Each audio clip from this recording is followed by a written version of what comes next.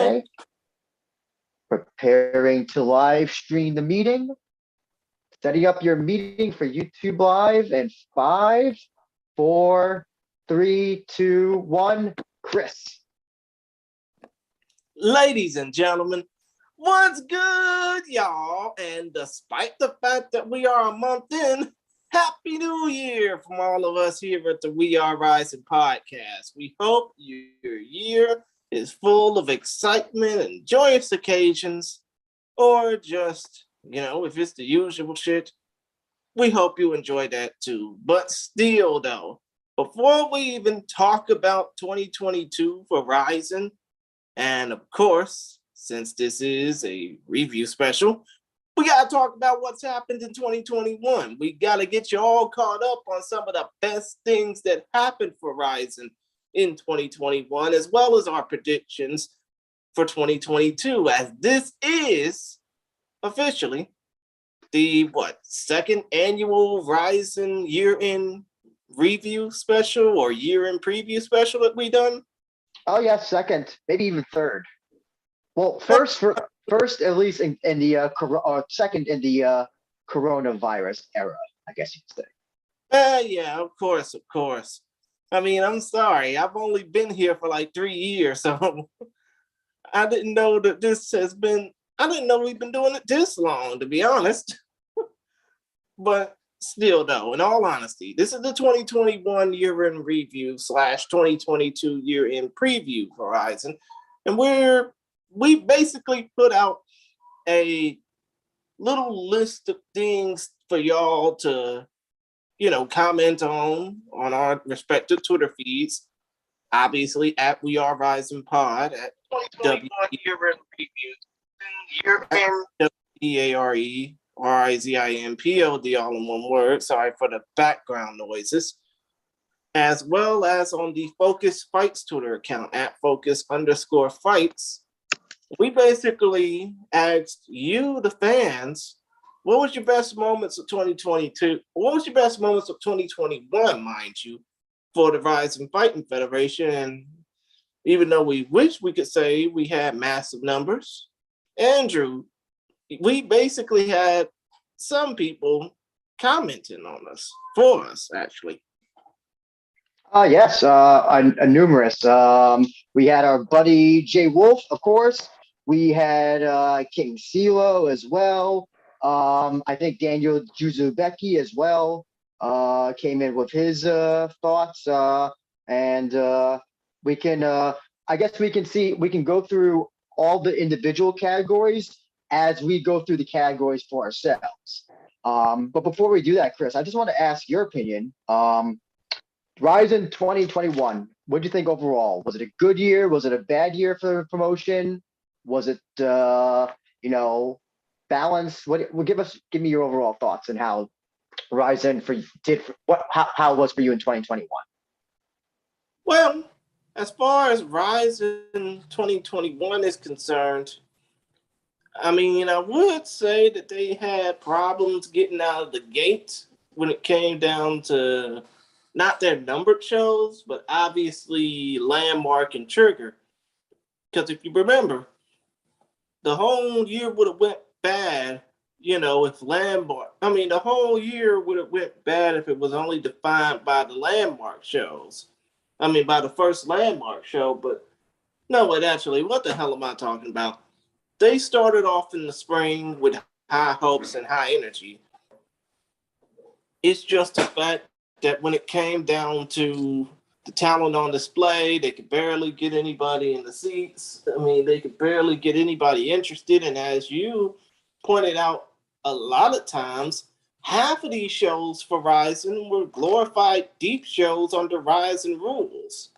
But they managed to make do with what they got. They even had some foreign talent that had been living in Japan for quite a while and made good off those guys.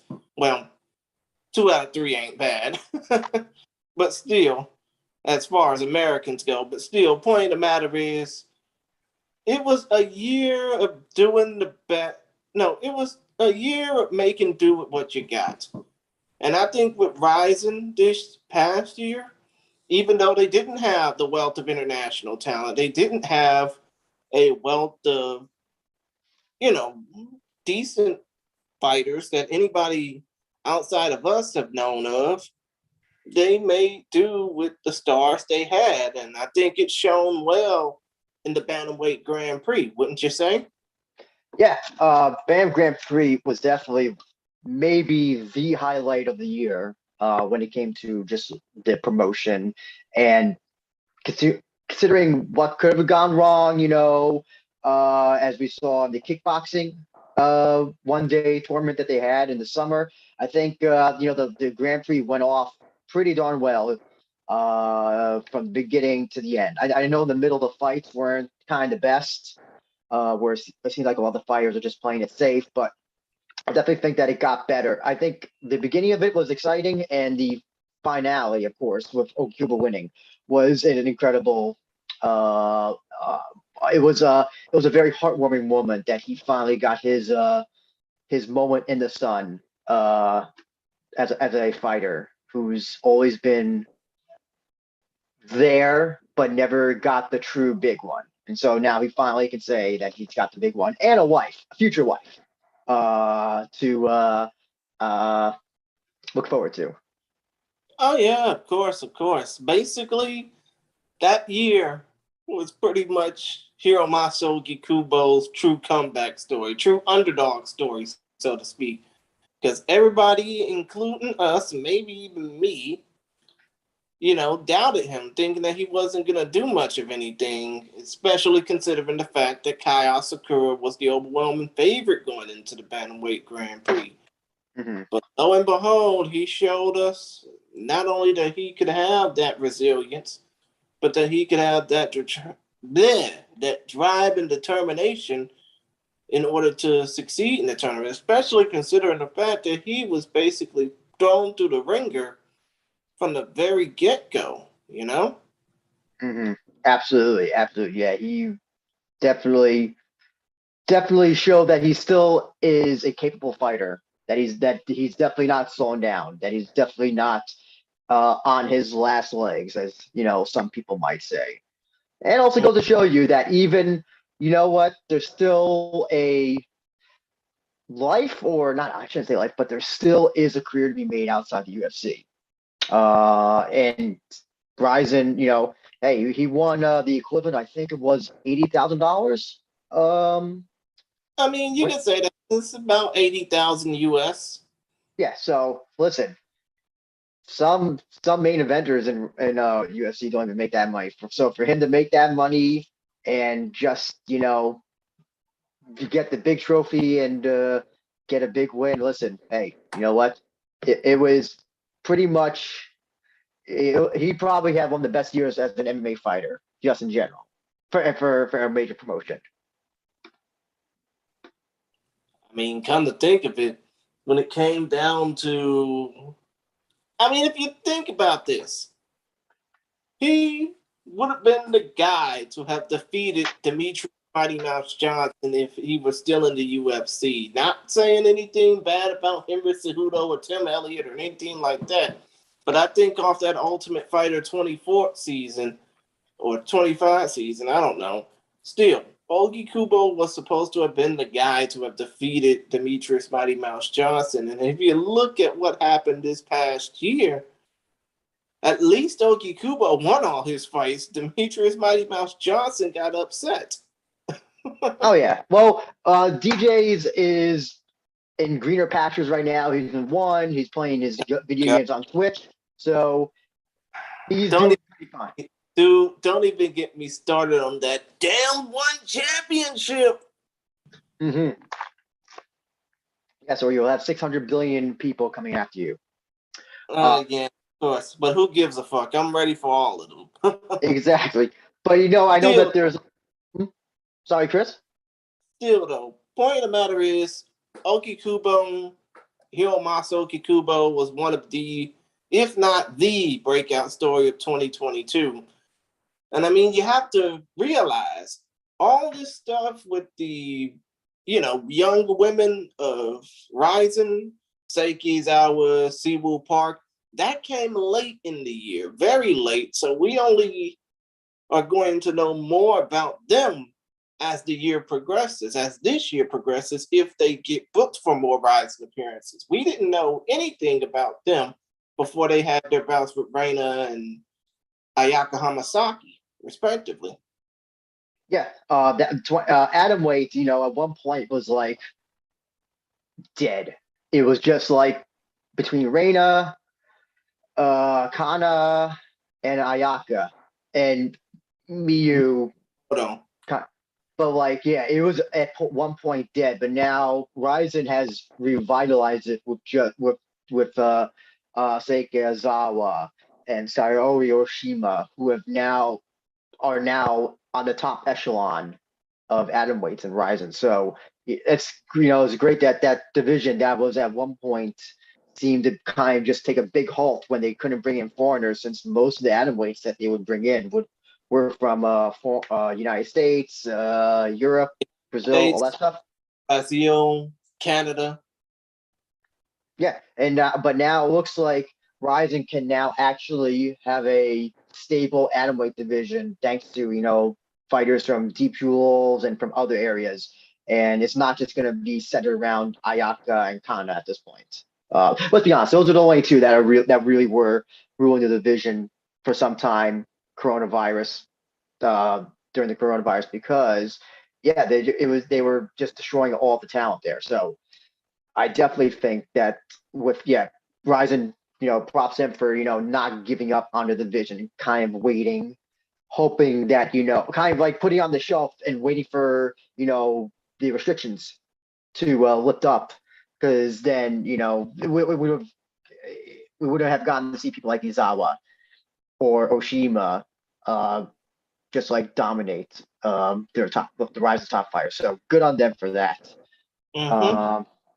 And I mean, kind of think of it, what did you thought was the worst moment of 2021? Because we're going to talk about worst fights of the year in a second. But what did you think was some of the cons as opposed to the pros for Rizin in 2021? The biggest con for me probably would be is the landmark show not being available to us. Because that was a big disappointment. It really was like, it made like that card look great, and I so wanted to see that card. I even tried to make an account on the Unext one, but it doesn't accept American credit cards. So that and you can't find the fights through other means. So it's virtually like it's like almost non-canon at this point. I think CJ Charles Jewett from Sogokaku is the only person who I know who's actually seen those fights, who I've talked to. And the other one was the Live Now Taiju Shiratori Koji debacle, where it cut off after the main event. The main event didn't finish because that was so embarrassing. It was absolute shit that in this day and age that something like that can happen. This wasn't on satellite TV. This wasn't on regular cable, whatever. This was on internet, where there should be close to or virtually no time limits. And for a service called Live Now, when I tweeted to them about this, they're like, "Oh, you can watch replay." The problem is that you're live now. This is sports. I was wanting to watch in the moment, and like if it happens again, like it's really no excuse, and that'll actually kind of go into my resolutions when we go into that near the end. But yeah, you can. Why wait till the end when you can say your resolution right now? Because when it comes down to the Shiratori versus Koji Tanaka fight, that was no excuse for them to, cut off the feed like it's the damn Heidi Bowl or something. I'll save the resolution for later, just to keep it on topic. But yeah, it was just overall embarrassing. I mean, understood. But still, it looks like we had enough talk. It's time for the awards. And I just had to go a little bit Mark Henry on that, but still, point of the matter is, enough talk. Let's get straight down to what we thought was the best and worst of 2021 when it comes down to Rizin. But first, let's talk about the worst fight of the year. And I know you have prime authority over this, so why don't you take the first blow? So, third thing, before we go into it, I have to do the drum roll. Let's see if we could get the drum roll going. Oh, no. Can you hear the drum roll? No, I don't. Oh, no. Probably not. Okay, so I'll just do a fake drum roll. Yeah. Worst fight of the year. This was so easy for me. Genji Omeno versus Koji from the kickboxing Grand Prix, because the worst type of fight is no fight, and we barely got a fight out of that thanks to Koji and his routine headbutts. And then Koji still advancing into the tournament itself in the finals. So yeah, if you remember that fight, it was from that cursed Osaka card where almost all the fights went to a decision, and kind of like it was just overall boring card. And you were just talking about the fact that, it also featured the cursed main event, Taiju versus Koji, where the live now feed cut off. Exactly. Yeah. Exactly. So that was my worst fight, because it was basically it basically didn't even go long enough to say like, oh, I thought it was interesting like round one. No, it wasn't even that good. Did you have a worst fight of the year, Christian?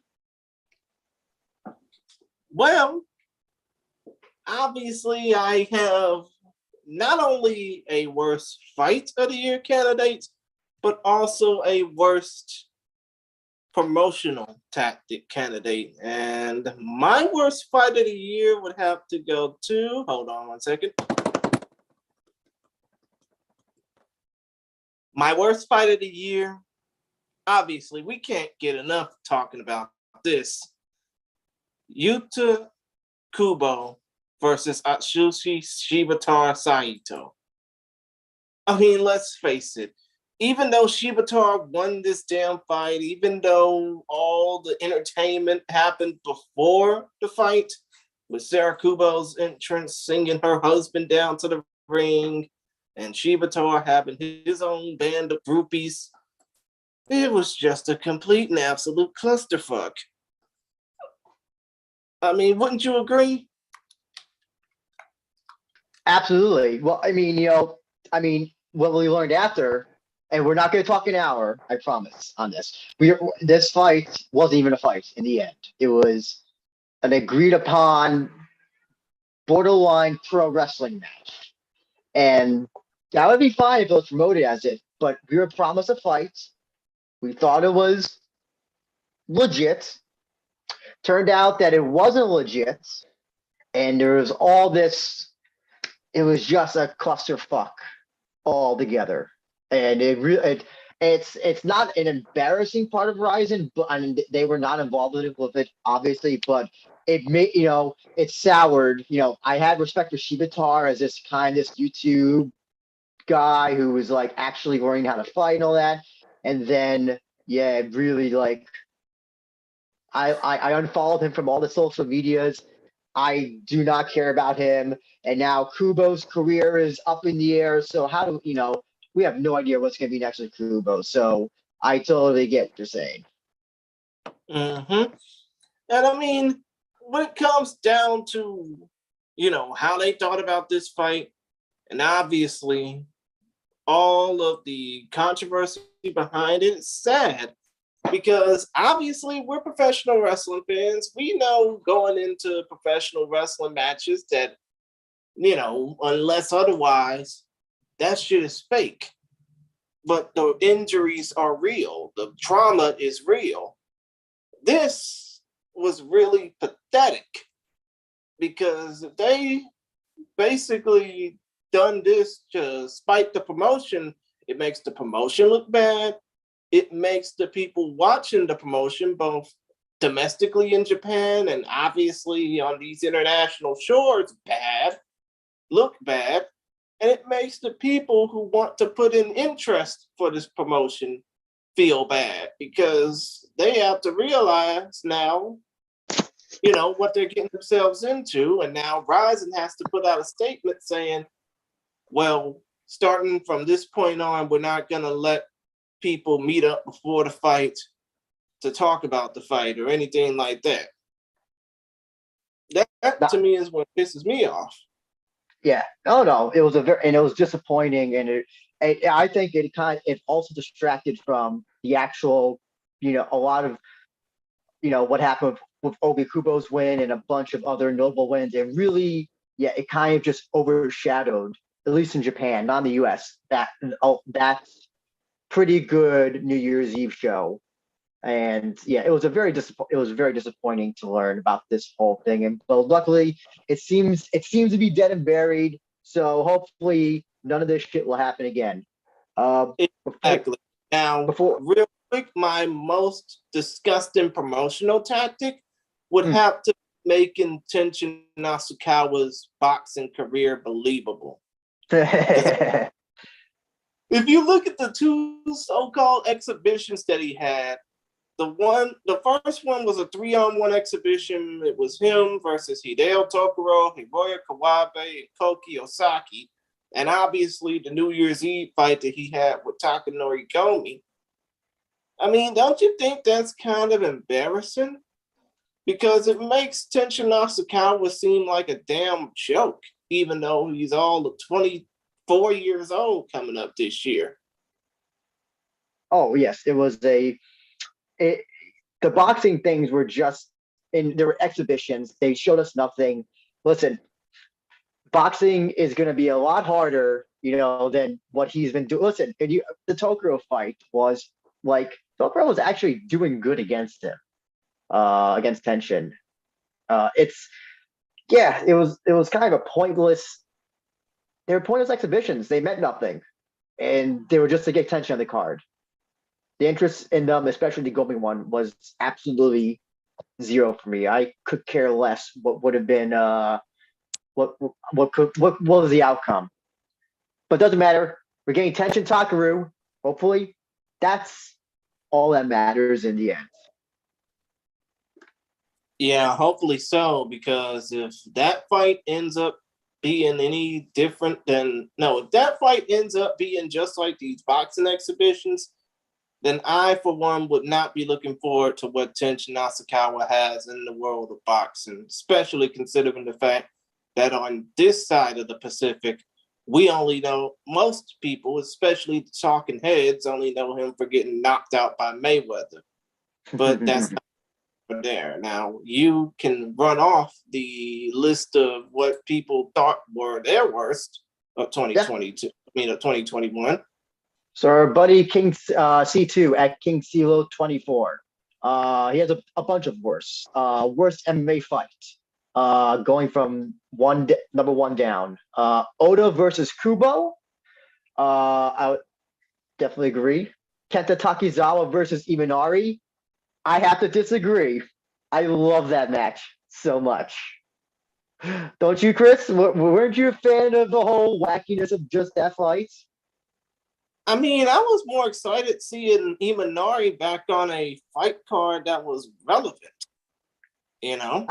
Yeah, I got that. Number 3, Hagiwar versus Suzuki. I could definitely see that. 4th, Azakura versus Hagiwara, which was on the unavailable landmark show. So, hey, King Seal, I don't know how you found it, but congratulations on finding that. And number 5, Ogiekubo versus Kasugai, which was part of the Bantamweight Grand Prix. For worst show, King Silo put number 1, Rizin 29. I think a lot of people agree with that. It was like Chris, you said before, it was a cursed card. Everything about that card fell apart in so many ways. Mm-hmm. And he says number 2, Rizin 30. Sorry, Chris? I would have to agree with you on that. The worst show of the year was Rizin 29. And then he says for the worst kickboxing fight, Hirokatsu Miyagi versus old man Satsumo Lopez. Listen, I love seeing 50-year-olds get their chance on the big stage. So listen, I know old man Lopez got knocked out pretty bad, but nonetheless, listen, I I guess in terms of it wasn't a bit. I guess in terms of the optics of the fight, having a 50-year-old man or near a 50-year old man fight in a kickboxing match, I guess you can kind of say that makes it look bad. I guess, um, but that's the worst stuff. We got to move on to a little bit more positive. So we're going to move on to the best. So Chris, I throw it to you. What was especially because this is your wheelhouse, your best entrance? And oh, sorry, one more comment from our friend Daniel Duzabecki. He says worst show was 29 as well. But Chris, best entrance theme and or entrance walkouts. What was yours? Oh my God, you're kind of putting me on the spot here when it comes down to entrance themes because I don't have anything pulled up. Oh, I thought you. Yep. Sorry. Go ahead. However, I would say if I were to pick a best entrance theme, it would have to. Oh my God, you putting me on the bucket spot. I will take over for a bit. Who can say yours first? And this was an easy choice. I'll be picking up I was picking up where Mickey K left off. Well, here's the thing. So I know everybody loves Sarah Kubo's singing and all that stuff, but I had to pick. It was a tie between two fighters who had back-to-back awesome entrances, and it was at the Shoji and Chihiro Suzuki both coming out with swords. Shoji, samurai sword, being that he's a samurai, and Chihiro Suzuki coming out with the big giant buster sword. And yeah, that to me was an awesome entrance. Just seeing these two come out with their dueling swords. I loved it so much. Well, for me, because I don't have my list of music pulled up, I'm gonna just go ahead and say that my favorite entrance of the year, it would have to be Bay Noah coming out with his whole demonstration and stuff. Like his his Pink Panther style entrance music popping off the crowd after he done that demonstration, especially when it came down to that Tokyo Dome show where he made his MMA debut. That was so enjoyable. The second best would probably have to be Katsuya Kitamura coming out to Diddy Dirty Money's Hello Good Morning after it was basically like Chris Masters S type entrance. No titty popping, of course, but still. He did end up out to that particular song. I get what you're saying. Third best entrance would have to be Tanner Larenko coming out to Coheed and Cambria Welcome Home before he choked out Shinya Kumazawa. That, to me, it popped off all my late 90s. It popped off all my late 90s nostalgia is what I'm trying to say. Especially considering the fact I know Coheed and Cambria was a big band. I never gave a shit about them. They were not on my radar. So, why? Listen, if you love Coheed and Cambria, listen, I'm sure you're probably feeling the same feelings as Chris. For our listeners, viewers, again, our buddy King CeeLo, his three choices were Shoji from Trigger the First, Yushi from the Rizin New Year's Eve show, and Bay Noah at the Tokyo Dome show. And so I'm assuming that you're talking about the Tokyo Dome show as well, Christian. Oh, yeah. Best moments? obviously was when Rizin went to Chris, you Tokyo. there? I mean, if you think about it, Rizin heading to the Tokyo Dome, breaking that cycle of no MMA events at that venue since 2003 with the Sorry, New Chris, Japan. I can't hear you. You might put me on mute by accident. Can you hear me now? Hello? Oh no, we're having technical difficulties. Oh no. God I'll figure this out in a second.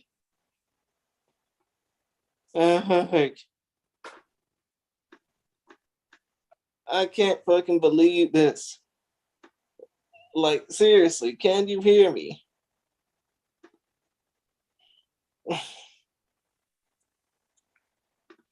Hello? Anybody? Oh no. Chris, can you hear me? I can hear you. Can you hear me?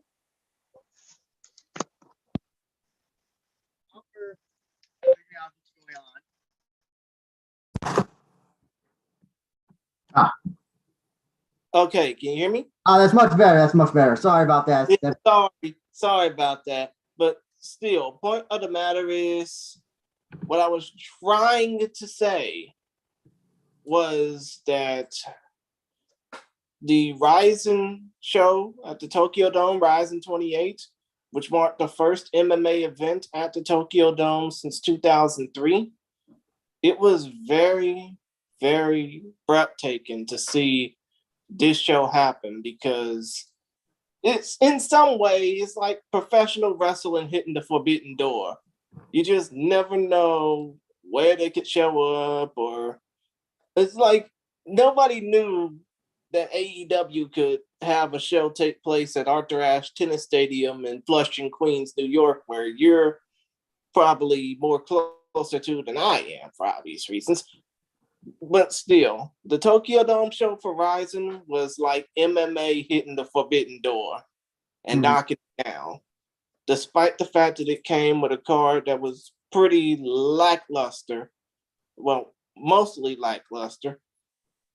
But still, that card, that Rizin 28 card in Tokyo was probably one of the better cards that Rizin would have this past year, just off of the value they had at the Tokyo Dome alone. What about you? Well, just I accidentally forgot to read Daniel Duzebecki's. For his entrance, he put Nisei versus Koga. For best show, this was pretty much an easy one for me. And for me, the event show, whatever you want to call it, of the year was Rizin 31 at Yokohama, because that show was just a wild and crazy show.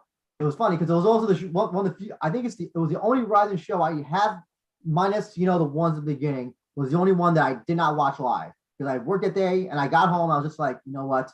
I just want to go to sleep. And then suddenly I'm watching, and suddenly we have a new featherweight champion. People are getting choked out by north-south chokes. It was 31 was a crazy fun card, and it moved so fast, it moved so well. I love the 31 card so much. I actually thought it was even better than the 33 card New Year's Eve show. Right, of course. Right now, so our buddy King CeeLo, his best shows were Rizin 31, Rizin 33, and Rizin Trigger the First. Daniel D. Zabecki, 31, 32, Trigger the First. And I'm going to get to our boy J Wolf for his show of the year, and he picked Trigger the First, most spectacularly violent event of the year. A lot of people love the Trigger show, and listen, I'm not going to say that's perfectly fine show, especially because first Rizin showing it with a cage, and it was, you didn't have the most fighters, had some of the had wonky records, but nonetheless, yeah, that was a great card altogether. And it actually will be coming up later for one of the categories that I have. But we're going to now move on to the meat, some of the juiciest parts of our best. And so, Chris, I want to give to you your submission of the year. Oh, I think we both have the same choice. I'm pretty sure we fucking do. But I'm gonna go ahead and hit my drum roll anyways.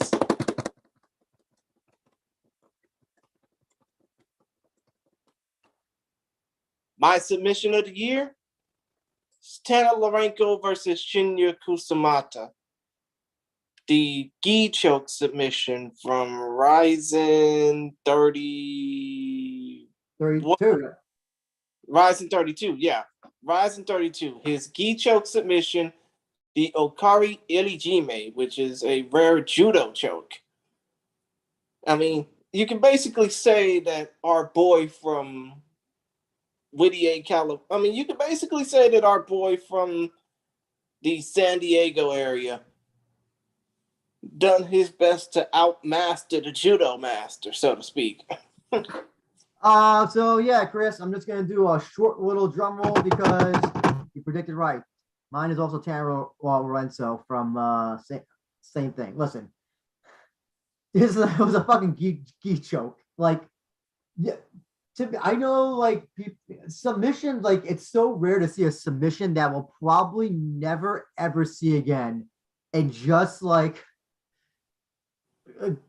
Kumazawa comes out with a gi and like in the MMA fights, it was basically a submission made in heaven because there would be no other way you could do this choke legally or on with a sanctioned MMA event fight. Why they allowed him to come out in a gi, much less a sleeveless gi, I have no idea why. But Tanner obviously saw an opportunity to choke him out that way. And listen, yeah, it got I saw it on the like BJJ websites and publications, got like a bunch of press. So he definitely is the submission. It's the most unique and best submission I think of the year for almost any major promotion. I really can't think. How do you top that? I mean, come to think of it, there were a few submissions that would, test the waters. I mean, obviously, Bobby Olaga making Katsuya Big Motherfucker Kitamura tap out. Then you got Grant Bogdano tapping out Keisuke Okuda on the Rise and Trigger show. Shout out to him. He's now a married man. Mm-hmm. Well, he's an engaged man, so to speak, and you talked with him beforehand. Mm-hmm. But you can't and also Kichi Strasa Kunimoto choking out Takahiro Kawanaka. Yeah. That would be a nice little mission too, but you can't really top the fact that Tanner Larenko made Shunya Kumazawa tap out with a fucking rare submission hold that nobody can really pull off. Oh, well, some of our listeners and all had some other choices. J Wolf, though, was in agreement with us. The bow and arrow choke. Daniel Dizabeki, for his sub, he picked Daisuke Nakamura's armbar over Suguru knee. Do you remember that as well? Oh, yeah. The old U-File wrestler beating the bodyguard. Yeah, that was also a great submission as well. Listen, I probably would have picked that had Tanner not, gone for the gi choke.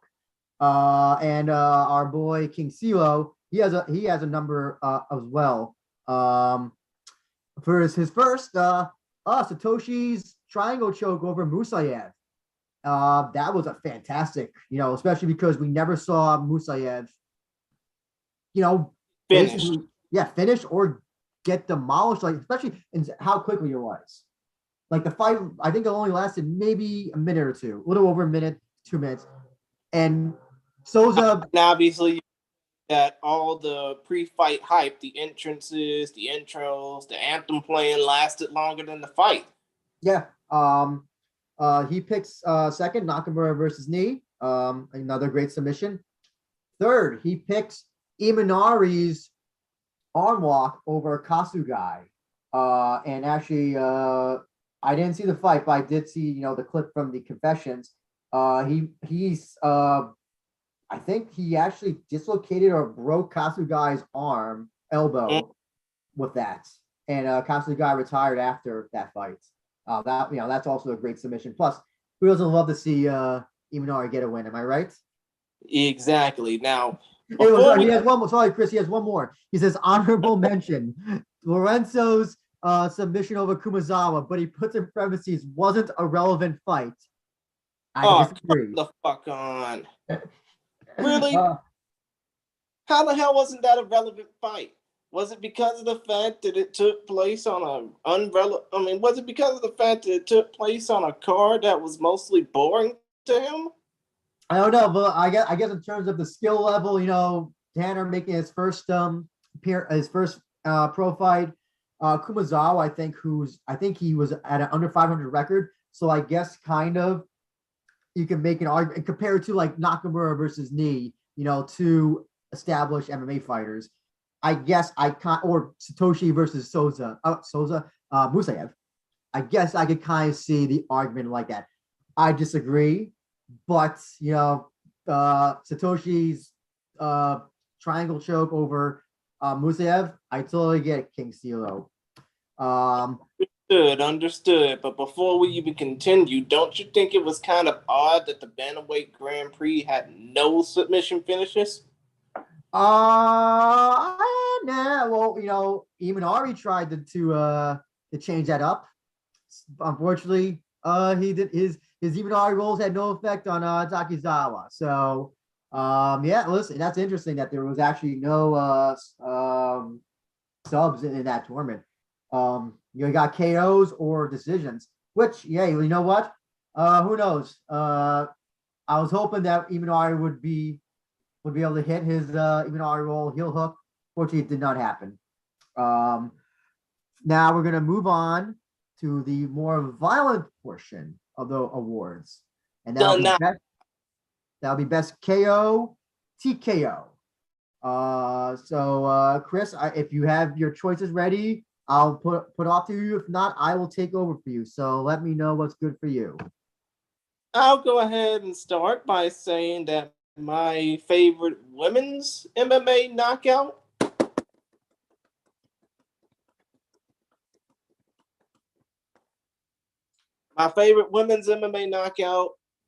sorry, Miyu Yamamoto fans, it was Reino Kubota knocking out Milfy Miyu, aka Crazy Bee, now Spike 22's Queen Bee, Miyu Yamamoto. Because if you think about it, everybody knows Miyu Yamamoto's one weakness is finishing opponents. I mean, in her 11 fights in mixed martial arts, all of them taking place in Rizin competition, in the Rizin ring, she never really finished anybody. And I think it'll only be a matter of time before she realizes that. But the finish that Reino Kubota had over Miyu Yamamoto just solidified her status as one of the most underrated atomweights in Japan, if not one of the most underrated, like under 125 pounders in Japan. Now, as far as the rest of the MMA knockouts are concerned, I mean, I really don't want to get into a long ass list because if we did, we'd be doing 4-hour shows. But I think my best men's KO finish would have to be Kohei Hagiwara against Shoji Maruyama from the first Trigger show. I mean, wouldn't you agree? Well, I think that was a great KO. Soccer kick knockout, Andrew. That's the reason That's the reason why I'm picking it as my favorite knockout. That's a great choice. No, it's a violent, fantastic choice. However, my KO of the year is also a soccer kick KO of the year, in my opinion. So I'm gonna do a little teeny drum roll. And mine was Kota Miura's soccer kick win over Yushi from the New Year's Eve show. Simply because you're the son of the most famous soccer player in all of Japan, King Kazu. The only way you can win your debut fight is to win by a soccer kick. Now, mind you, soccer kicks to the head in this fight were not legal, only to the body. So he kicked him square in the body, and the ref waved off the fight because Yushi was totally in danger. Listen, soccer kicks to the head are great, but for a guy who was making his first MMA fight, and more or less, Saitama, New Year's Eve, biggest show of the year, and he finishes in the first round and with a soccer kick. Guess what? That was just like a bunch of like layers upon layers of just awesomeness for Kota Miura. Basically, it was basically like a 3-layer cake of violence to you. Oh yes, a beautiful chocolate. Well, I guess we could say matcha, since it's Japanese. Layer cake of violence. When it comes to our listeners, our buddy King Silo, he has 3. He picked, this is a great one, Inoue's KO and first KO win ever in his career over Ishiwatari from the Grand Prix. Remember that one, Christian? Mm-hmm. Oh, that was a beautiful one. Yeah. Number 2, he picks Beinoa's knockout over Wokoku, the infamous Black Panther, right to call themselves Black Panther match. The real Black Panther fight. Yes. And it was an interesting fight because Beinoa was losing. He was losing that fight. And then he still got strong hands. One punch from him could send you to the canvas, and he managed to get that one punch on Wokoku. And then for the third one, he picked full swing soccer kick over Sheehan from the Trigger Show. If you remember that one as well, that was a devastating one as well. Oh yeah, that was beautiful. That was beautiful. But here's the also. Here's the thing. Also surprised that none of our viewers picked, or ourselves really picked, Shinobu Ota knocking out Kazuma Sone on that New Year's Eve card via soccer kicks and stomps. Oh, let's see if our buddy J Wolf. J Wolf he loved the Kinoshita face stomps from the Trigger Show. However, it was ruled a no contest after because Kinoshita was grabbing the cage. And yeah, I may have picked that had it not been turned to a no contest. But J Wolf also says if that can't count, he picks Hagiwar and full swings soccer kick KOs from the same exact show. Also our buddy Daniel from Poland, he picks Sudario over Miyamoto. The 8-second knockout. It's funny that he picked that and not the Tsuyoshi Sudario versus Lord Lane St. Ilme fight, because I think Tsuyoshi Sudario just has a knack for knocking people out. Oh yeah, listen, he is great at finishing those fights in the first round by knockout. And 2022, I think we're gonna, after he heals up from his injury, I think 2022 is gonna be a big year for him in Rizin, provided he can get some opponents, some high level opponents. So yeah. Come to think of it, he's not. I mean, I hate to basically piss all over Ensign Inoue's parade, and hopefully he won't send a dead head near me as like a Yakuza present. But still, I don't think that Tsuyoshi Sudario is going to face off against any high-level names, because if you realize, dude's like, what, 4-1? 5-1? I think it's 5-1, I believe. Yeah, dude's not going to face off against any high-level talent, especially not from our side of the world, North America, because, he's going to have to face some low-level competition before getting up to the high names, Oh yeah, I know. That'll be the interesting part. Where if things open up, I guarantee one of the things that Rise is going to try to definitely do is book heavyweights for their shows as soon as possible. Get some freak show, but high-level fights. Who knows? Maybe we'll get Rocky Martinez next. Again, he's considering that he's a free agent. He just wrapped up his stint in the octagon, albeit it wasn't really a good one. And so, yeah, hopefully 2022 will be a year for the big boys. Now we're going to move on to And one thing before we do move on, obviously you said that one of your favorite knockouts of 2021 was the Kota Miura versus Yushi fight. As has been mentioned, that was an amateur fight. But do you think that potentially we will see Kota Miura compete in professional MMA bouts in the Rizin ring, or now the Rizin cage?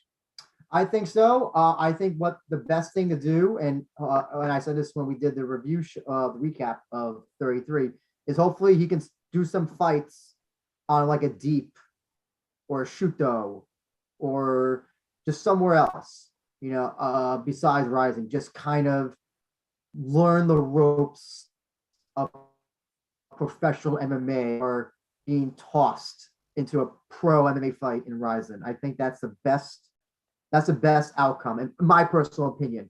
If that's not what I don't know if Rizin wants to do that. I can kind of see that they don't. They kind of just want to keep him exclusive. But listen, I think you kind of have to earn miles when it comes to fighting, or at least it's the easiest way to become a better fighter. Because then when he gets, once they can put him against higher level opponents, I think opponents at the regional level are the best way to set him up for those much higher level people that he will eventually have to face if he wants to take the sport seriously. Basically, in a way, he's already starting the car. Now he's gonna need to put some miles on it. Exactly. Now we're gonna move on to the best female and male fighters of the year. Chris, I'm going to give you the microphone, the invisible microphone, and I want to hear who your best male and female fighters of the year for Rizin were. Okay.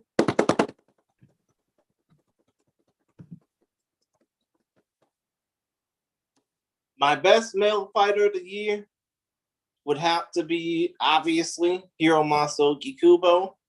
But my best female fighter of the year, obviously, they didn't have that many female fights at all this past year, did they?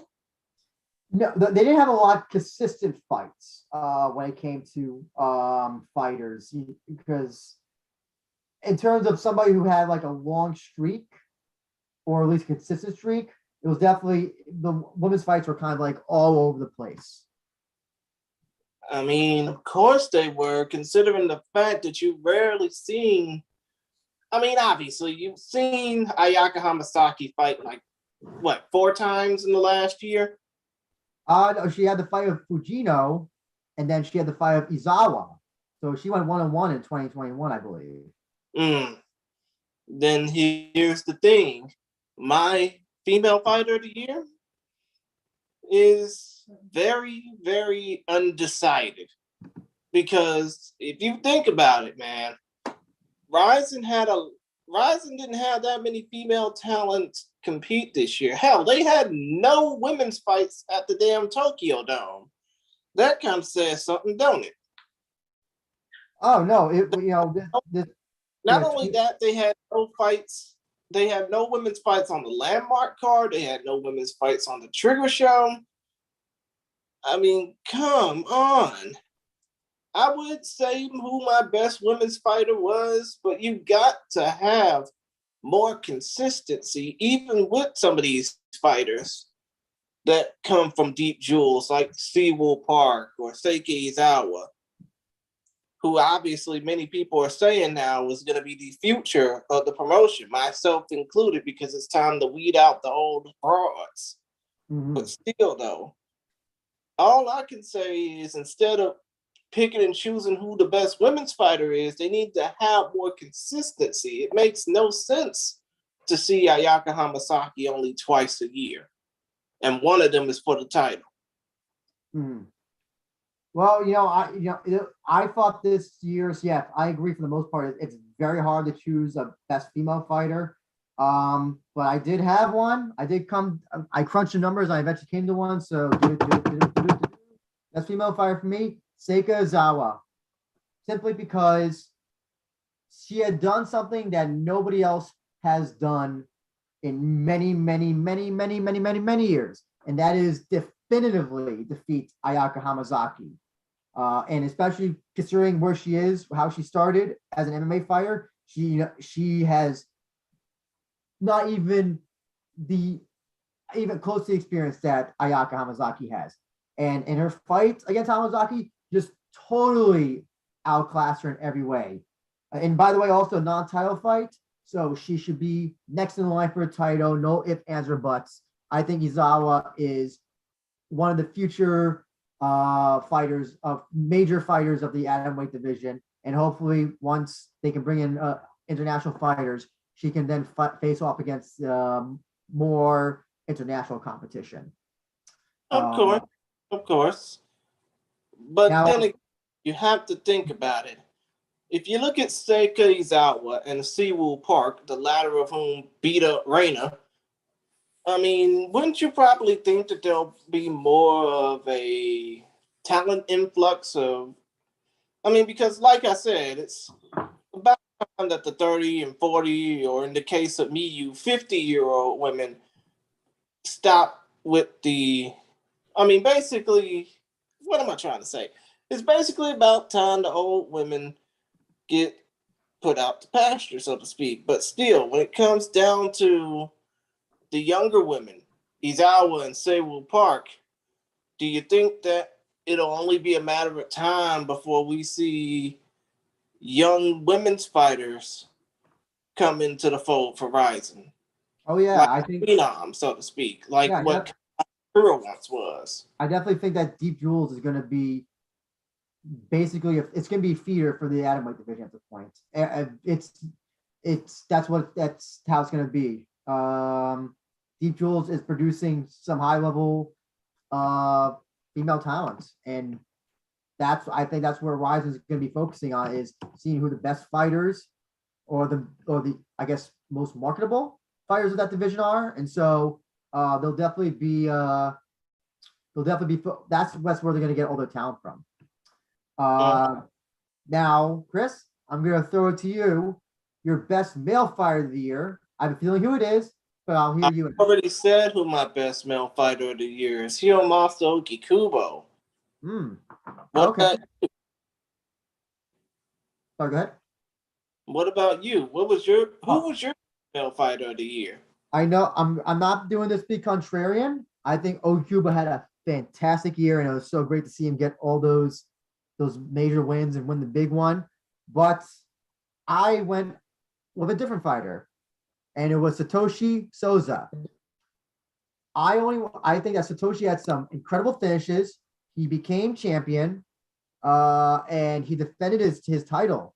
And he's schooled all of his opponents that he had in 2021, all three, whether it's Yusuke Yachi and then Tofik. I think the Tofik fight is that was what made me realize that Satoshi is just not a jiu-jitsu fighter. He's a guy who's a full-fledged MMA fighter. And the fact that right now he is the only person who has a chance to defeat him might be Johnny Case if that fight happens this year. Who knows? And then the fight against Tokudome. He's a finisher. I love that he's always going for the finish, and he's so dominant. I want to see how he does against fighters in Bellator like Patricky. I want to see him fight more fighters. I think he is the fighter. Whenever he has a fight, I look forward to that fight sincerely the most if he's on the card. Indeed. Now, here's the thing. I think Bruno Masami posted about this late last night in our time, saying that Roberto Satoshi de Souza is, possibly rumored to face off against Benson Henderson. But you saying now that Roberto Satoshi de Souza would have a better time at facing off against Johnny Case. The main question I would like to ask is, what do you think is more likely? Roberto Satoshi de Souza having a run in Bellator, or Roberto Satoshi de Souza fighting Johnny Case in the Rizin ring with the lightweight title on the line? Well, I'm more intrigued by the Case fight simply because Case is the only person to defeat him, and I would be very curious to see how the fight goes now, because especially because Satoshi is a much improved fighter since then, and I Johnny Case he's been not he hasn't fought professionally in an MMA fight since on his last Rizin run. I would be really curious to see how the fight goes the second time. I'm intrigued. Yeah, plus, isn't Benson? Did he say he's going to Eagle FC? I thought he said his Bellator contract was over. Well, yeah, his Bellator contract is over, and Benson is thinking about testing the free agency waters. But just because he got an offer from Khabib Nurmagomedov and Eagle FC doesn't mean that he might actually be going there. Gotcha. I see. So we'll wait and see, you know? Yeah, I totally get it. I listen. Who knows? Maybe if you can fight for Eagle FC, maybe you can also fight in Bellator. Now, when it comes to the our listeners, our boy Jay Wolf, he picks for his fighters Ogiekubo's and he cites the GP run in Izawa. Daniel Uzbeki for his fighters Ogiekubo and Izawa, and our buddy King Silo, he picks Ogiekubo and Izawa. Everybody's picking Ogiekubo and Izawa. Everybody's in your camp, Christian. Of course. I feel bad being the odd guy out, picking Satoshi. I mean, come to think of it, everybody's picking Ogiekubo and Izawa, but it's like I said, when it comes down to the women's division, they need to have more consistency. Yeah, I with the addition of the trigger shows, with the addition of the landmark shows, which hopefully we can fucking see, hopefully that'll give more opportunities rather than just there being number shows, and we'll get more be able to see more female talent, MMA talent, and kickboxing as well, to be showcased. Now, and I mean, you say more female talent.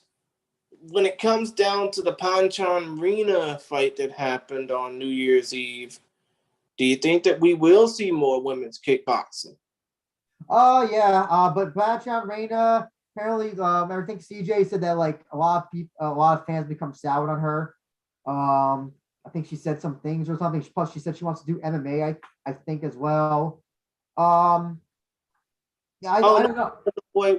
Let me go ahead and remind you that Panchan Rina Okamoto fight didn't happen on New Year's Eve. I think it happened on one of the more recent shows before New Year's Eve. Yeah. I think Panchan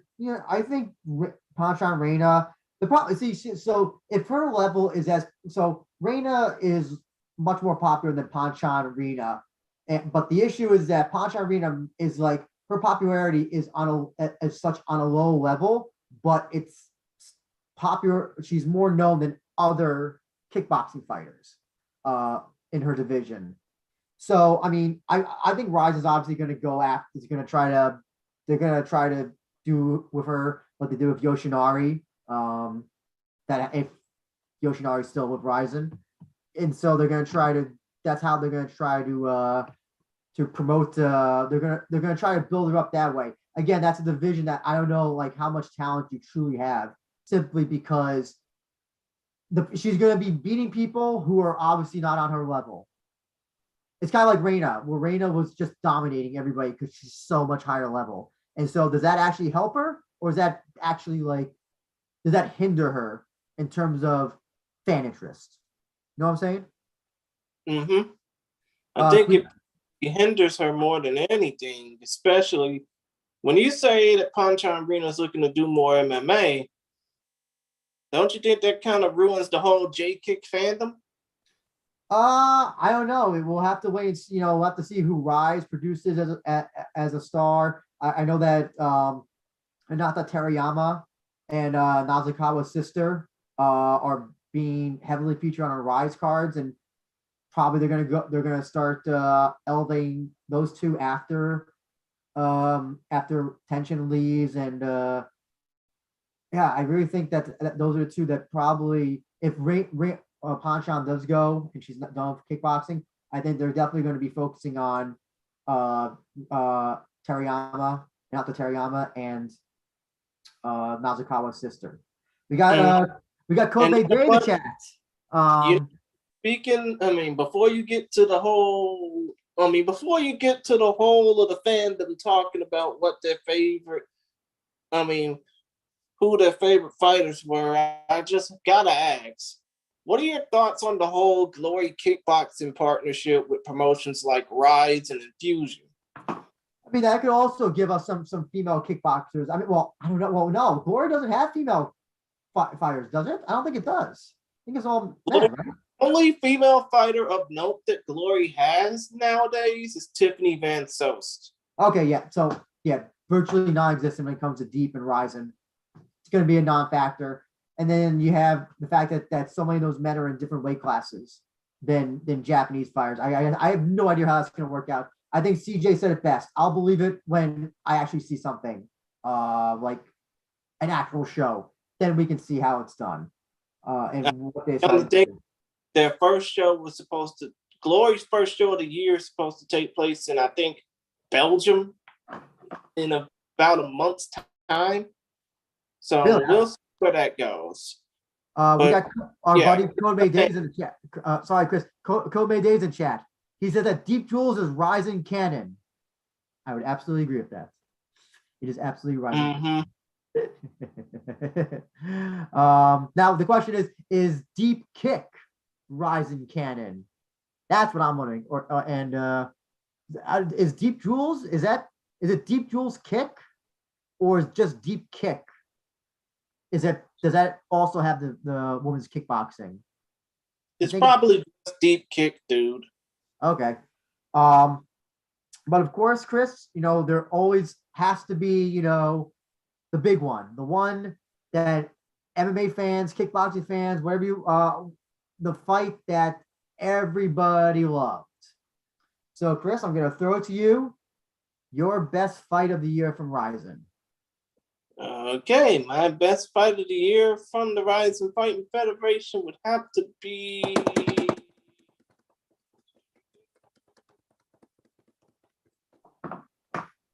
my best fight of the year in the Rizin Fighting Federation ring for 2021 would have to be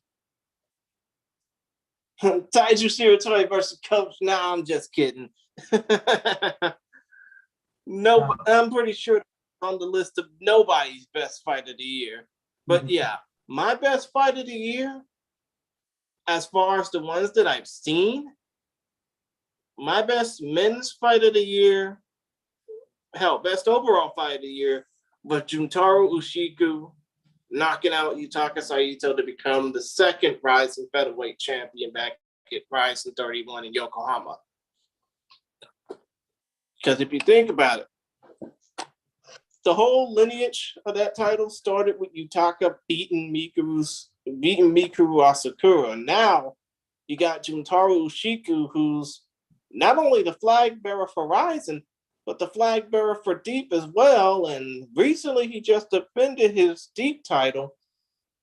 And that kind of makes me think, if Ushiku continues on with his career as the Rizin featherweight champion, how high of heights will he go? Listen, I know Ushiku is kind of like a meme fighter because he wins in some of the most bizarre ways. I think he won the title, the Deep title, when his opponent injured their finger in the fight, and then he almost lost the title just recently in a very close split decision, which some people said, they thought Ushiku lost. He beat Saito fair and square, that knee to the head, split him open. But considering the fact how much Rizin seemed to be going all into Saito for that show, folks putting him on the poster and putting him in, having him do interviews and all that stuff, and kind of the Rizin Confessions. You remember, it was basically all the other fighters in the 145 division were shitting on him, basically saying he's boring, he's not charismatic, all that stuff. And Saito was saying, listen, these people are wrong. I'm going to show that this promotion I can carry the division on my shoulders. And then he wins or loses that way. It was like, I think it was a recipe for disaster, but at least an interesting recipe for disaster. And now 145, I am more interested now because the 145 division is going to be, we might get a Grand Prix. Who knows? Winner of Kleber and Oka might go on to face Ushiku. We don't even know what Ushiku's status is. He didn't do the New Year's Eve show. He defended the deep title. He should have been on the. I guess that was probably like an agreement that he had with Deep. Yeah, I mean, it was probably standard protocol because you didn't want to see him in October and then have him, waste 60 days trying to get back into the Rising ring as soon as possible. But yeah, listen, Ushiku definitely, and I know his stock, his social medias went up, his socials, as the kids say, definitely went up after that win. I don't think he's still as popular, but nonetheless, like we'll have to see. I'm curious to see where he goes after this. Listen, you know what? This could have been, like a Max Sarah win, where he's gonna get his moment to shine, and then he's gonna lose after that, but he'll always have that. Who knows? I'm very curious where his career goes after it goes in 2022. Now, come to think of it, I say Ushiku versus Saito is the best men's fight of the year, in my opinion. Would you say that Sari Oshima's upset over Kana Asakura is one of the best women's fights of the year for 2021? Oh, it was definitely that was also a great fight as well, just because we never, again, Oshima was coming in, everybody thought she was going to lose, and then she dominates Kana. And then here's the thing. So the one thing is that whenever fighters do something different or like kind of are the first person to do something, suddenly other fighters start to do it. So like after Dustin Poirier did the leg kicks to Connor, we started seeing a lot more leg kicks in MMA fights. After we saw Connor do the shoulder lock, to Donald Cerrone, we started seeing that more in MMA fights as well. And with Sari Oshima, after her fight, she was doing all those up kicks. Suddenly now I'm seeing more up kicks, particularly in the female fights, and we saw that in the Izawa fights. So she definitely opened up a new or a type of offensive maneuver that other fighters are taking from her, because I'm pretty sure they watched her and saw how that helped her win, and they're now implementing their fights. And yeah, Kana, Kana, she tried her best against Oshima, but yeah, Oshima just dominated, mostly dominated for all 3 rounds, I'll say. Now, what was your best fight or fights of the year for 2021? Well, this was a tough one. I had to rewatch some video, see some results, all that stuff, and there was a lot to choose from. 2021 was a great year for fights, MMA fights, and also kickboxing for Rizin. But I eventually came down to one, and I don't know if you'll be shocked or surprised, but you'll probably. Well, I'll wait to see your reaction. So a little drum roll. My fight of the year was Yoshinori Jorge versus Hirotaka Nakata from Rizin Trigger, the first.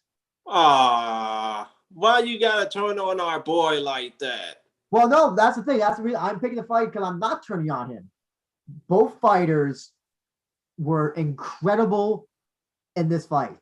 Both Poirier with his strong hands, as we know, and Nakata with his I am not going to die, just heart and determination. Both fighters gave it their all in that fight. And Nakata was those shots he was eating from Poirier and still coming forward. Listen, a lesser person might have given up or would have, I don't know, maybe thrown the towel or retired. But listen, Nakata fought until the very end and was trying trying his darndest to win, even though he was losing in the points. Jorge broke his hand during the fight, still managed to win on the feet, and out grapple Nakata. I saw two incredible fighters who put all of it in this one fight. And it's not necessary, it's not the win sometimes that matters, but how you win. And same thing with loss. You know, losses in Japanese MMA are different. And with Nakata losing, I think we're gonna see a better and stronger fighter when he fights in Pancras in March in that featherweight tournament.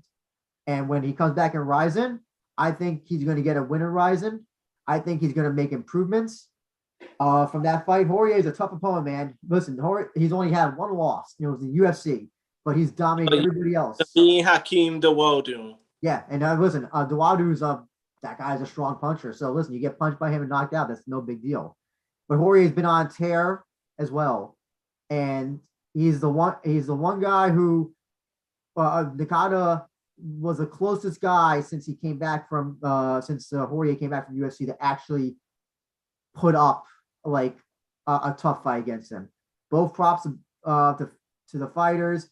It was an incredible fight from both men, and yeah, both tremendous heart and determination. I look forward to seeing Jorge fight, and of course, looking forward to seeing Nakata fight.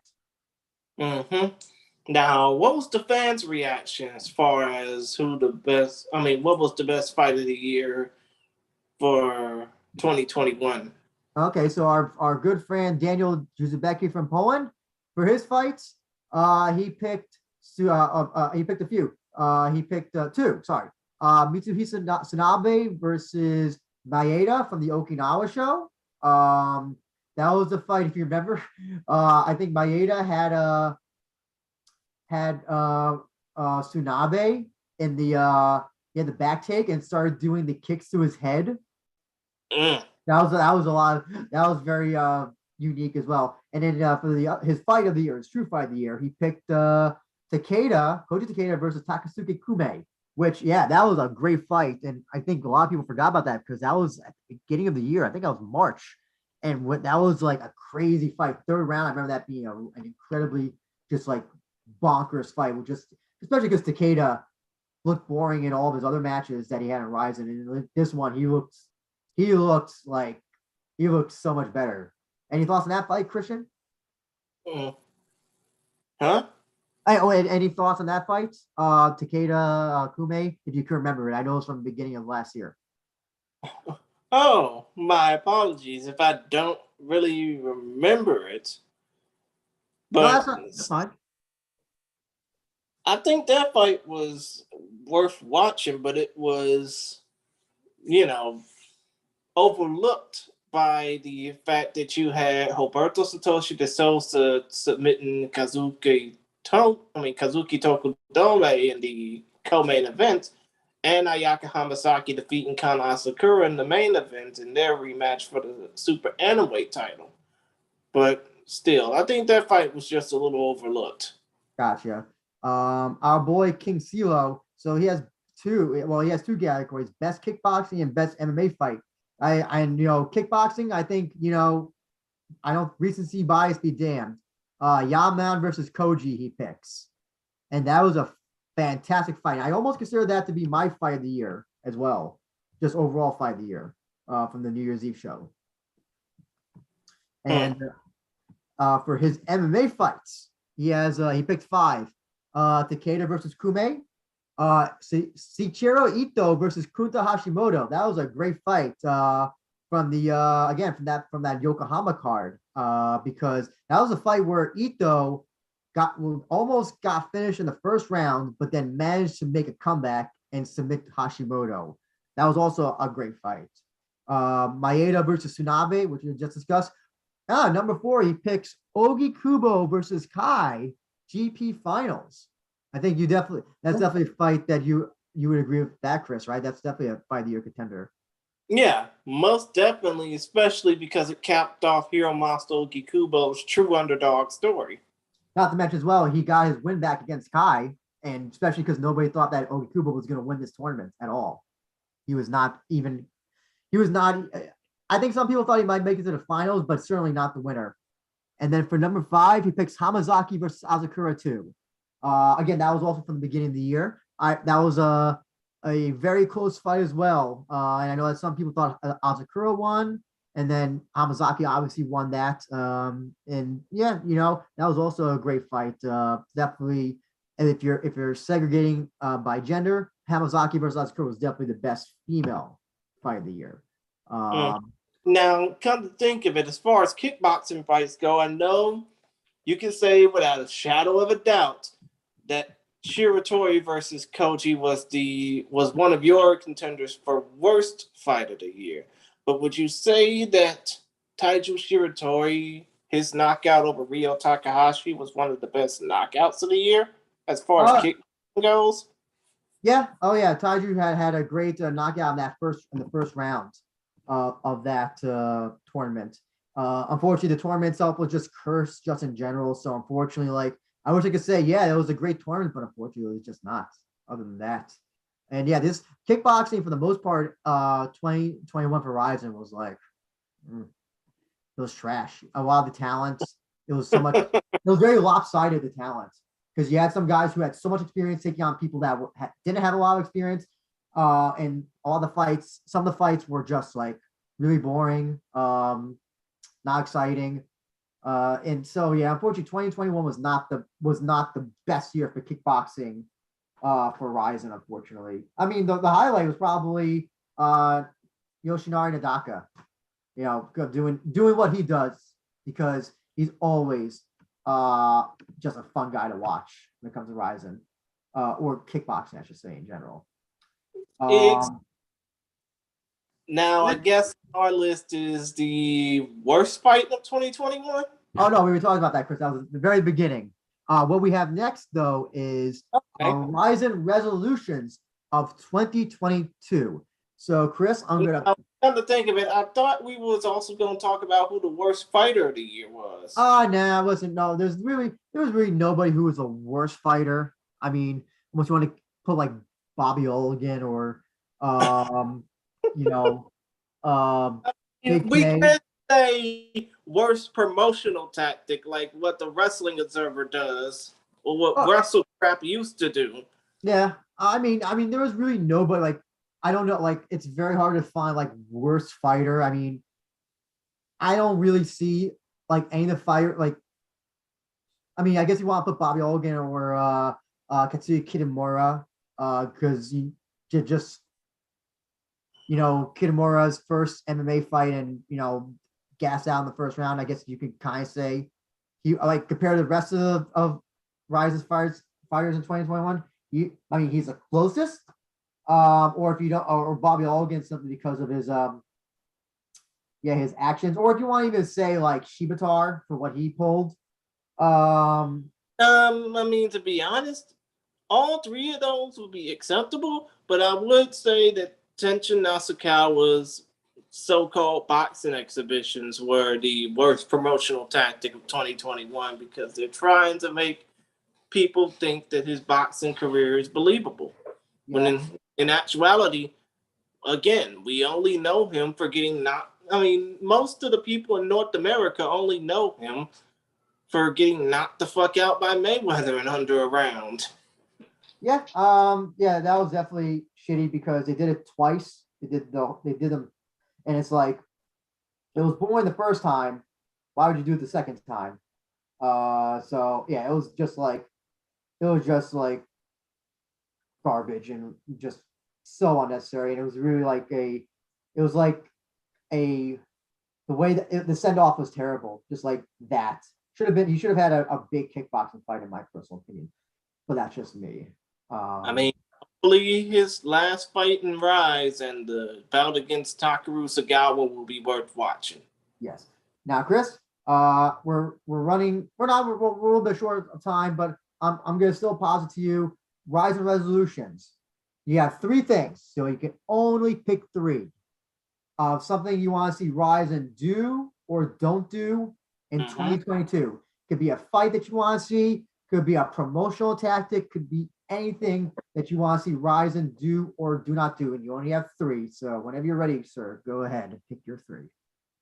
Okay, my first thing for Rizin this year, because I get to pick two things that they can do and one that they can't.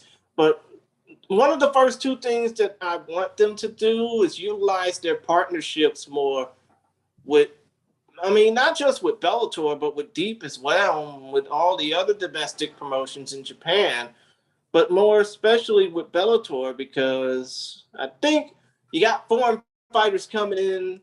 No, actually, you got the Japanese government working on something for bringing in foreign fighters in, like, I think March or April. So that's going to have to be on the lookout. But as soon as something gets resoluted, Rizin's going to have to work on their partnerships with Bellator and the other domestic promotions, and maybe even some promotions outside of North America as well. The second thing I want to see them do is make their shows at least more viewable to us, the international audience, the North American audience in particular. And I'm not just talking about the damn landmark shows that nobody can watch. I think I mean that, you know, we got to make these live now shows more available. Or if in the case of them wanting to leave live now to avoid another Taiju versus Koji fiasco, you know, try and find a better pay-per-view provider that can actually help them out in the long run. Now, the one thing I don't want to see them do, I would say don't work with Shiratori, but who knows? It's probably going to open the floodgates to more YouTubers. What I want them to not do is don't put on more BS promotional tactic fights. Not saying freak shows, because freak shows come with the territory, but don't put on more fights that just dumb down the audience, so to speak, like that damn Shiratori versus Kubo fight.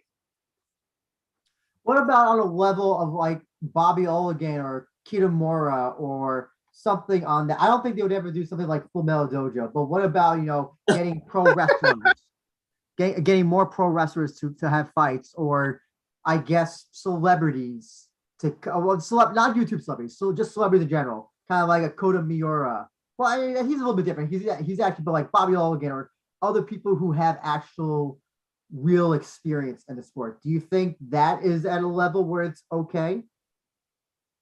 I mean, yeah, if they know how to fight. But in the case of Keisuke Okuda, who got knocked the hell out, you know, I mean, who got made to tap out actually by Bogdanov, right? Yeah. Or was it Lorraine? Yeah, he got tapped out by Bogdanov, and he got knocked out by Suzuki on the Landmark show. Right. The point of the matter is, when it comes down to celebrities and pro wrestlers like Daisuke Nakamura or Kota Miura, as long as they respect the fight, know how to fight, then they can be kept on. They can be put over. But as far as guys like Keisuke Okuda, who's only there just for gits and shiggles, like how he basically said, "Oh, I'm gonna beat my opponent with a moonsault, 1, 2, 3." Don't have them try and dumb down the show by having them on the show. Because when it comes down to fighters like him, he has no place in the promotion. And I would say Katsuya Kitamura has no place in the promotion either. But then again, who knows? Rizin probably might mean more of an interest to him than going back to New Japan Pro Wrestling. That's true. Talked with Kitamura before. He said he wants to go back to New Japan, but I don't see that happening. He said that he's open to going back to pro wrestling. He didn't necessarily say New Japan, but he said like he wouldn't mind returning to pro wrestling sometime down the line. But it looks like now he's just doing his bodybuilding stuff and helping strength training with the AACC camp. And you know what? I think that if he learns more from the Abayane Combat Club, you know, he'll get more of those rising opportunities. But what's your 3 things that you want and don't want to see out of Rizin? What's your Rizin resolutions? So number 1 is going to sound harsh, but I'm really like adamant about it. is that I want to see Rizin leave Live Now and go back to Fight or just use their own service. I feel Live sure Now. about that? Because in the age of TrillerNet, Fight TV is gonna. I mean, if they go back to Fight TV, TrillerNet's gonna want to buy out the entire promotion. I would hope that's not the case, and if I'm not even sure if that would even be Rizin would even like seriously consider that. But the reason Live Now is just not for MMA. It is not. It is just not how it's. I can't. When I think that going on Live Now was what, and I think King Silo as well documented this, that the amount on Reddit for the Rizin discussions for the shows drastically went down as soon as they went to Live Now. And the New Year's Eve show, they're obviously more, but the shows on Fight, even the ones that were not really best on paper, were still discussed highly more. And so I think that Live Now has actually hurt Rizin's expansion, its reach, its grasp into the American MMA audience. Fight is where you go for pro wrestling, boxing, MMA, pillow fighting as well at this point. So yeah, listen, Fight, it is called Fight. It's FITE. And it's just what everybody goes to. When you want to watch. Sorry, if you think about it, and I'm sorry for interrupting, even though that's kind of my thing, you're going to probably yell at me and say not to interrupt me for the rest of the year, but still, if you think about it, Fight TV is showing more like entertainment these days. I think they are showing football, basketball, motorsports, and concerts in addition to all the combat sports fare. That is what Live Now has been doing for years, even though many people have not noticed them, myself included, until Rizin came onto that service. And I think this was similar to the first point that I made. But you're right. If Rizin does go back to Fight, it would mean more interest in them from a standpoint of North American fans, like what King Silo documented. And the other thing also is there have been so many issues with the Live Now service, app, website, whatever. The New Year's Eve show, there I think it was a New Year's Eve show. No, it was a Trigger show. One of the shows, Trigger or New Year's Eve, where it just there always seems to be there was just these problems, just like even trying to start watching the show, where like it was stopping and then exiting out, and you're losing the feed. There are all these problems that never happened with Fight, and the only time that Fight ever had an issue was with the when they had that earthquake for the Horiguchi Natsukawa super fight. That was different. Mm-hmm. But Yuri Oscar basically main evented the whole show. Code Day, he said something interesting. He said that the video quality is better on Live Now than Fight. So I don't know. I really honestly don't notice that. I know he also says that they give Rizin better cut. I mean, I guess that's also true. Being that they're a smaller company, and Rise is probably beneficial more to Live Now than it is to Rizin. So I can see that, but oh man, like all the problems I have with that app, and then the whole thing where the main event cut off. It's just like, if they do better in 2022, excuse me, listen, I'll be the first to say go Live Now. But if they don't, listen, it will be detrimental to Rizin's attempt to still expand with English speaking audiences or international audiences. And yeah, listen, I want to see the promotion grow. I don't want to see them dwindle.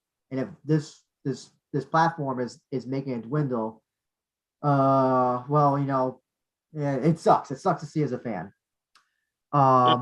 Now, what's your other two resolutions? And Daniel Dizabecki, thank you for correcting. It was typhoon, not an earthquake. For Rizin 13. Thank you for correcting me on that. For number 2, Featherweight Grand Prix 2022. Better happen this year. I want to see all these these guys go at each other. I want to see Saito, Azakura, Jorge. Maybe Kleber deserves a title shot at this point, so we'll have to see how the Oka fight goes. But there's so many great featherweights. Dark Shirakawa in Rizin right now, and if they can bring a talent or two, maybe over from Bellator, that'd be great as well. But we'll have to wait, and we're not 100% sure if that'll happen. So, but regardless, I want to see that 145 Grand Prix this year, because if they do it, it'll be just as good or even better than the bantamweight. And then number 3, he's a Grand Prix winner of 2021. I want to see Ogiekubo get a title shot. I mean, it's going to be obvious that he will get a title shot, but when though? That's the thing. We got Horiguchi who's in the Bellator Grand Prix now, and it looks like he's going to be tied up with that for the entire year. So I have no idea what's going to happen next. Kobe Day says that the New Year's Eve 2021 was up to 1.8 thousand comments. Oh yeah, I did mention that the New Year's Eve shows are the exception. Have been so far the exception compared to the shows, other shows in the year. Basically, the exception, not the rule. Yeah. But yeah, listen, I want to see Ogiekubo get a title shot. I know he's 0-2 against Horiguchi. I have no idea, what's the status of the Rizin bantamweight title. If they're gonna have Horiguchi just vacated. I don't think they're gonna have him vacate. Actually, no, I really don't think they're gonna do that. I think they would love to see Horiguchi go in and win that tournament, that bantamweight Grand Prix in Bellator, and become a double champ again. Gets to put 2 belts on him. So I think the Rizin bantamweight title is kind of going to be stuck stateside. That's at least now. If he loses in the first round, I don't know. Maybe that'll be different. But I'm pretty sure, I am confident that Horiguchi can make the finals for that thing. Kobe Day says he wants to see Ogiekubo drop the flyweight for that tournament. I don't know if would he have any interest in flyweight? He's been so successful at bantamweight. It would almost, I don't know if he would want to do that. Especially the weight cut and all that. He would definitely, if they do a flyweight tournament, he's dominating it. Absolutely. And so, Shingo stated that Ogiekubo can still make the cut. Okay, that's interesting. Okay. But the question is, does he want to do it? I don't know what Ogiekubo's intentions are. I think, right now his intentions are probably just to get married. And then after that, we'll see, maybe flyweight, maybe bantamweight. Especially, now I think about it, the bantamweight title is tied up with Horiguchi over here. I could definitely see, him thinking, listen, better do the flyweight tournament, because if they're gonna, there's no, I could be the first Rizin flyweight champion. What do you think about that, Christian? What do you think about this whole Ogiekubo maybe going to flyweight or bantamweight? Any thoughts on that whole thing? I don't think that Ogiekubo would want to go down to flyweight ever again, because I think much like how Kyoji Horiguchi is comfortable at bantamweight, I think Ogiekubo is going to stay comfortable at bantamweight too. Yeah, but it makes sense to drop down to flyweight for nothing. We are seeing, especially with these upcoming shows, that they are getting some flyweights for these shows. These Trigger. I don't know about the I don't think the Landmark had any flyweights, but I know the Trigger had some flyweights. So it looks like Rizin definitely is going to try to do something more with the flyweight division this year. And then you have the people from last year who had flyweight fights as well. Like I think wasn't, I'm trying to remember if Ito's fight was at flyweights. And so, yeah, I definitely think that 2022 we're going to see a lot more flyweight stuff. And listen, if they do that tournament, if they do a Grand Prix flyweight, Ogiekubo's in it. Listen, I say bet the house on Ogiekubo. We'll have to wait and see. Exactly. So yeah, that's basically all the awards for 2021 Rizin. Chris, any final thoughts on or just Rise in general? Anything on your mind before we head out? Well, my final thoughts of this,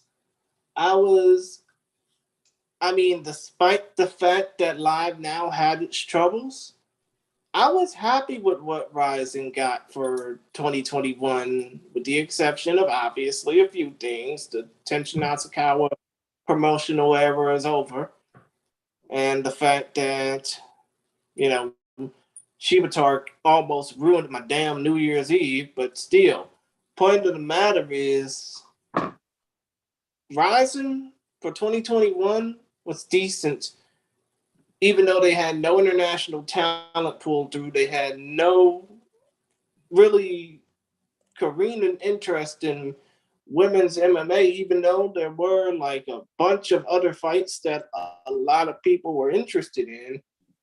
But still, though, all I can only hope for 2022 out of Rizin is success. Because if they are not really successful in getting their promotional if they're not successful in becoming one of the best spots for Asian MMA, then what's the point of them continuing? You know, if Rizin is this good, I don't ever want it to end. Yeah, and hopefully 2022 can be better. Overall for Rizin, we'll have to see how the restrictions go. Well, once restrictions are more relaxed, I think we're going to see an uptick in discourse, discussion, and also just quality fights. Not that these fights are bad, but just more interesting. I think interesting is the term. Interesting fights in Rizin. So hopefully that'll be sooner rather than later. Mm-hmm. Now, what are your final thoughts before I close this thing out? I hope we get that fucking Landmark show. I really hope so, because that Landmark show looks fucking great. And if we don't get it, I will be furious, because You mean if we don't get any future Landmark shows? Oh yeah, well here's the thing. The first time it's like, listen, whatever. But the second time, then it's like, oh, okay, they have no intention of making these Landmark shows available to us. And I'll be like, you motherfuckers. Code Day says big improvement for Rizin from 2020. I definitely think that was better than 2020. 2021 was better than 2020 overall. But I hope this with the announcement of those fights. Yeah, this Landmark show looks great. And if they don't, then it's just like kind of like a big fuck you to us. Understood. But still, though, that's it. That's it from us for now. Andrew, do you have anything that you want to plug before we call it in? No. I call it in? Nope, I got nothing. I'm doing nothing right now. So, or anything I can really that's like set in stone. So, yeah, got nothing. On to you, Chris. Well, shit. I guess I'm going to go ahead and finish off the show. Folks, if you like what you watched or if you like what you listened to, please feel free to subscribe to our YouTube channel, which is the We Are Rizin podcast YouTube channel. You can also check us out on Twitter at We Are Rizin Pod, WeareRizinPod, all in one word. You can follow me on Twitter at ChrisGary92 and on Instagram at ChristianGary92. You can follow Andrew Benjamin on Twitter at ABenja1. And do you want to plug your Instagram account or? Yeah, no, I post nothing on Instagram. So yeah. But still, point of the matter is, and you know what? Also, big thanks to Focus Fights, my platform as well.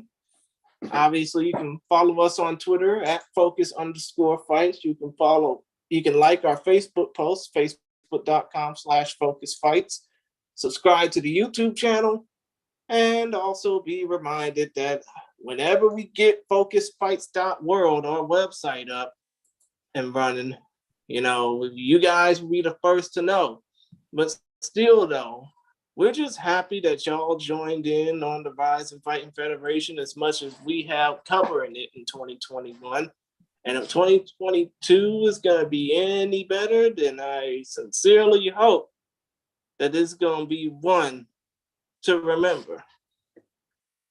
So yeah, that's it from us for now. We thank y'all for joining us. We thank y'all for being a part of this little journey with us. We are happy that you're a part of the Rizin Fan Nation.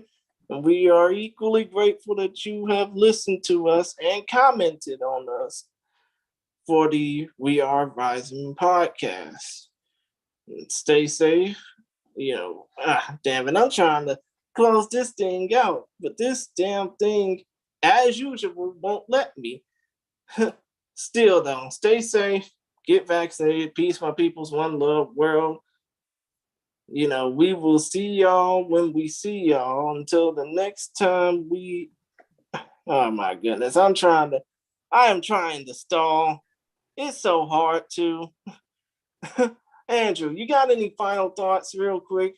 No. Well, we'll be definitely covering Rizin Trigger, maybe Landmark. Well, who knows? We'll see.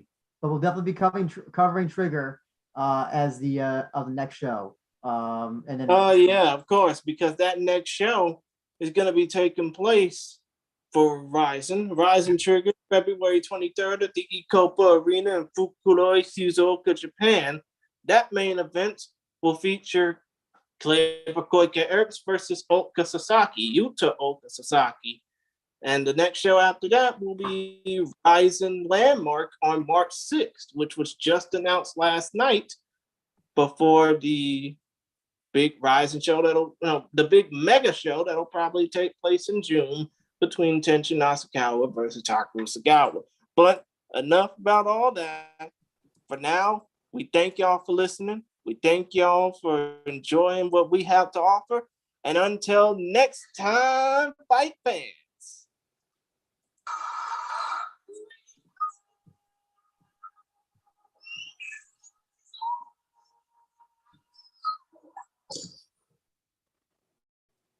Peace.